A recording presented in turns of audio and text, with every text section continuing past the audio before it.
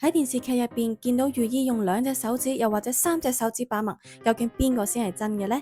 其實我哋把脈嘅時候會將中指擺喺病人嘅肋骨徑突作為定位，而食指同埋無名指咧就會並排咁樣按位置咁樣放上去。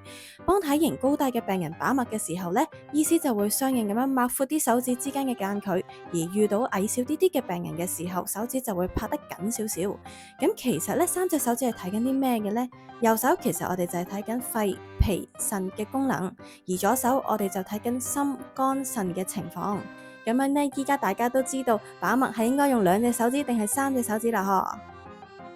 把脈其實就好似有6個 USB 咁樣喺你手上面 read file，醫師咧就會分析收集翻到嚟嘅信息，從而診症開藥。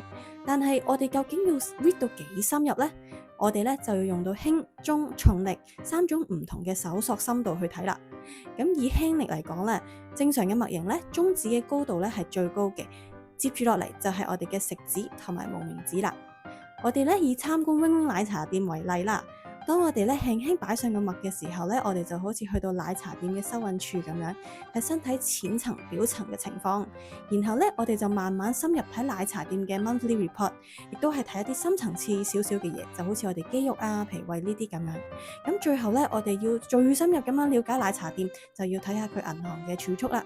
咁我哋就睇下身體最根本嘅情況，從而判斷佢究竟係功能上啊，定係本質上佢出咗問題呢？又係咁嘅意思啦。